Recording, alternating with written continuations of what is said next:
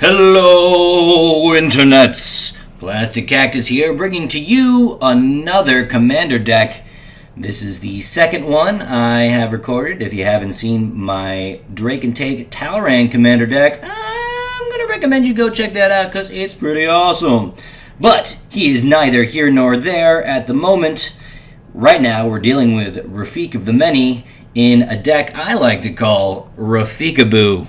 The name of the deck is because nearly all the creatures have come into play effects, enter the battlefield effects, and I've got a crapple of cards that deal with blinking said enters the battlefield affected creatures. So the idea is to play a bunch of value creatures multiple times to piss off your opponent until they concede or until you can get in there with some of your bigger dudes. Yeah, and in a pinch, if you really have to, but it's not as fun, you can play Rafiq of the Many, which is just a good fucking creature to begin with, and do the last bit of damage you might need to do. But in general, Rafiq of the Many is a card that I only play if I have absolutely nothing else to do, because the fun of the deck is blinking dudes. Blinking.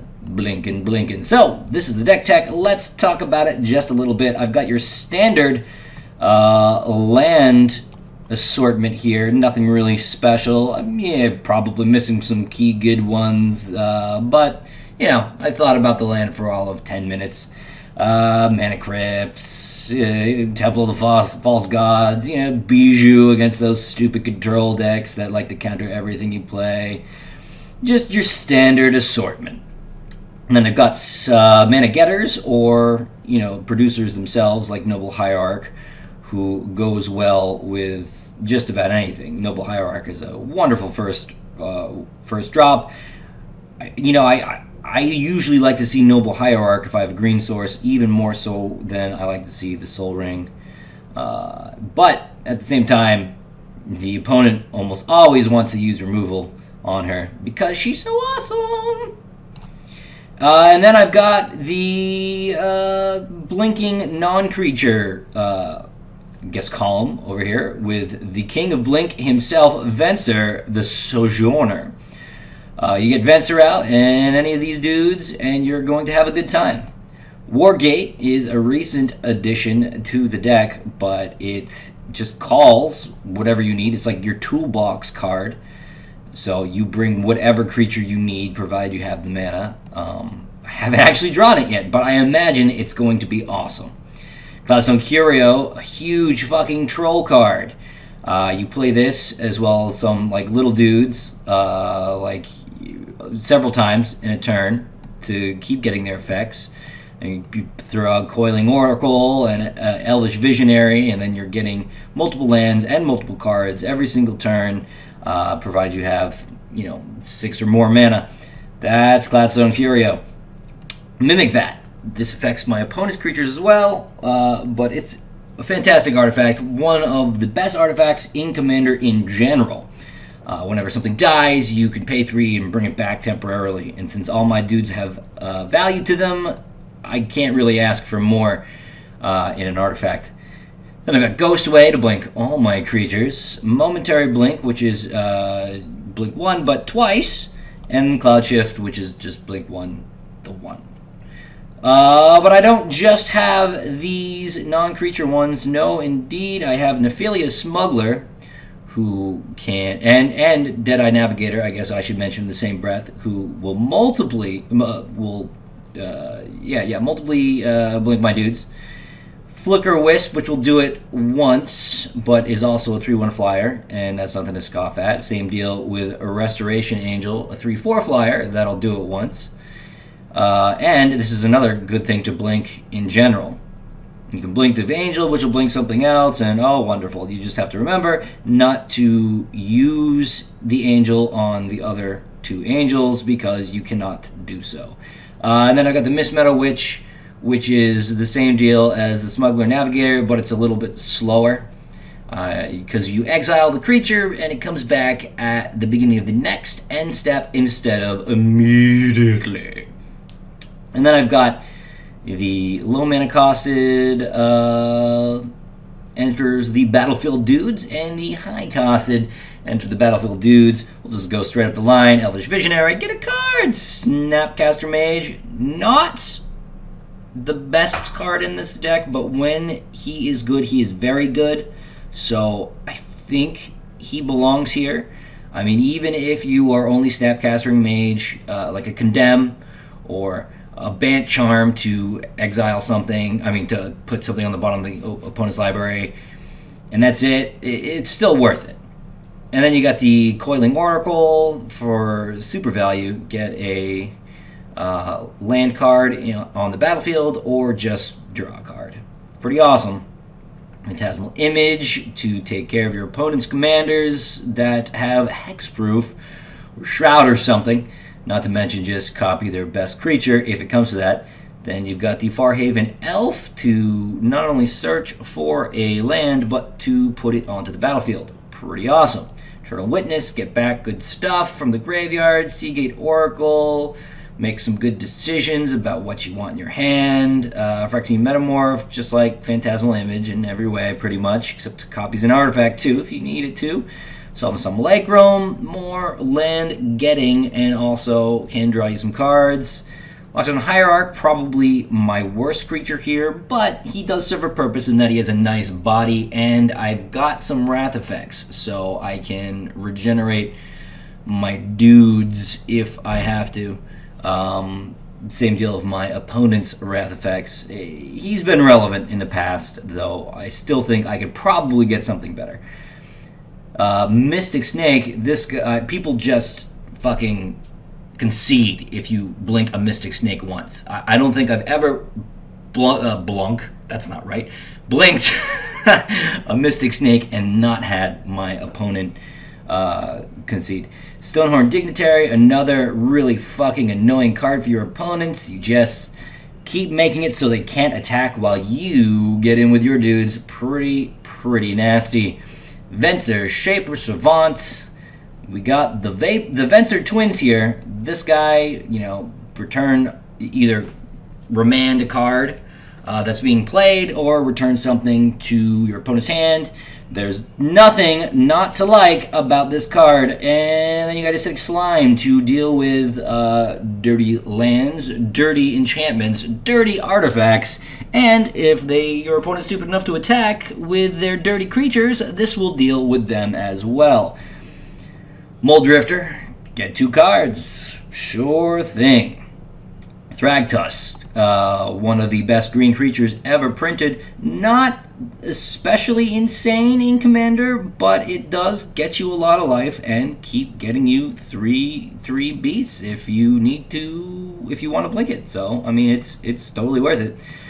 Duplicant, just get rid of something and then take its power and toughness. It's removal, and it's good removal. Brand new card, Prime Speaker Zagana. Another card that I have yet to draw in this deck, but I cannot imagine her being anything but amazing. Draw a shitload of cards, make her huge, and then blink her to do it all over again. Yeah, that sounds good. Sun Titan. There's lots of 3 and lower permanents that you can get back from the graveyard with the Sun Titan. I have some like Windswept Heath even. You could just keep getting lands every turn if you wanted to with the Sun Titan.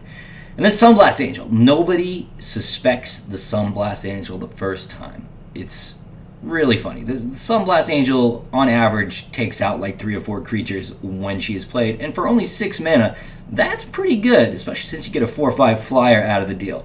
I don't know why. I never see Sunblast Angel in Commander, and I feel like that's dumb, and she should be played in all white decks, because I have found her to give great results for me. Avenger of Zendikar, you need an army? Well, the Avenger of Zendikar is here to make that happen. It's, pretty standard. Get a bunch of little dudes, make them bigger throughout the course of the game. Yeah, it's a good one. Angel of Serenity, bounce problem creatures or get some of your good stuff back from the graveyard, so that way if they kill your Angel of Serenity, you get to play them again. She's got a lot of options. Very cool. Woodfall Primus, Commander Staple, destroy a non-creature permanent twice if they kill it, and it's got trample. So this thing can end games pretty much by itself. I don't know why you wouldn't play it. I would love to have Primeval Titan in this deck, but for obvious reasons, it is not possible. Banned Titan because he is so good. Then these are my 3 non-come into play effect or Blinky Blink creatures, but I feel like they're pretty important. Yavimaya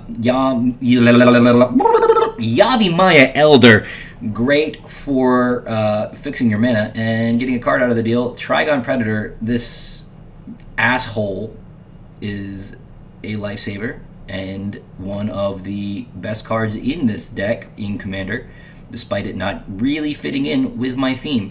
But I feel like his power level is so good, I have no choice but to include him. Because he has flying means that he is almost always going to get in, if played on turn 3, on turn 4. So chances are he's going to kill a Soul Ring or something.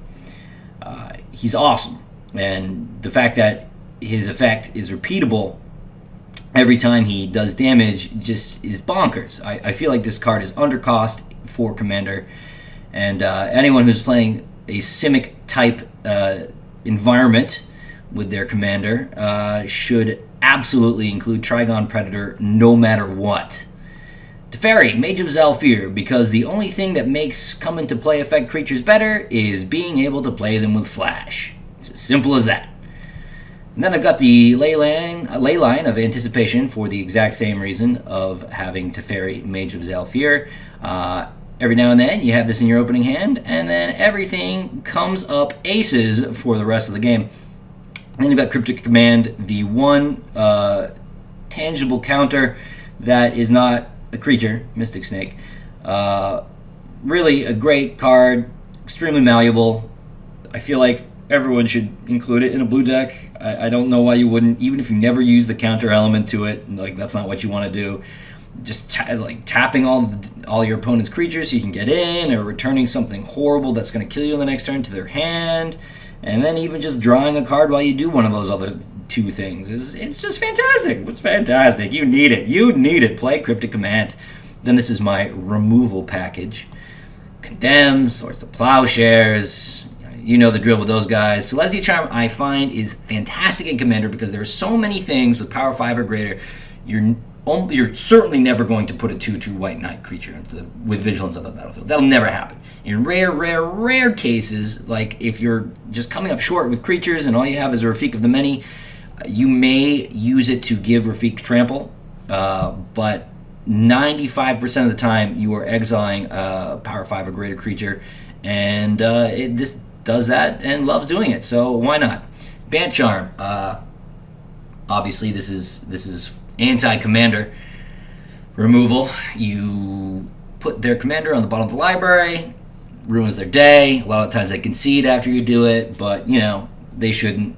If their deck should be made good enough to win without their commander, in my opinion. Oblivion Ring and Detention Sphere, standard. Remove anything. Face Fetters probably should not be in this deck. I just missed it from the original Ravnica so much, I felt like I had to include it. I love Face Fetters. But yeah, there are many better choices, and maybe if Face Fetters lets me down a bunch of times during the course of my games, I might replace it, but I'd like not to because I enjoy it very much. I also really like the art to it. I have no idea what that creature is, but he looks like he is rocking out pretty hard despite him being chained down by super magic white chains. Like he's just singing, like, yeah! He's awesome, man. He's got some cool jewelry. All right, enough. Let's move on. All right, Hallowed Burial. Again, it's the anti-commander removal. Put everything on the bottom of your own library. I give 0 shits about casting this against my own Rafiq if it gets my opponent's stuff under the library as well, because this deck can easily win without Rafiq, and in fact rarely does win with Rafiq himself, I'd say. Spin into Myth, guess what? Anti-commander removal, but also anti-anything you don't want to see coming. A steer command, it's the most malleable board wipe that there is. Choose 2 things that you hate, get rid of all of them.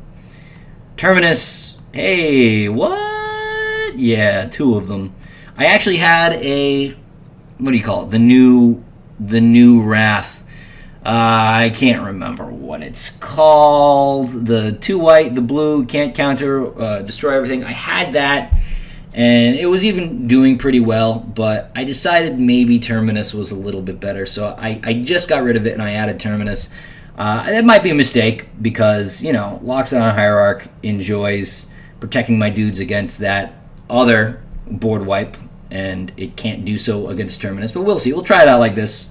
And then I've got my 2 Planeswalkers. Tameo is not one of them. I don't have room for her. I love her, and she should be here just because she's wonderful in any deck.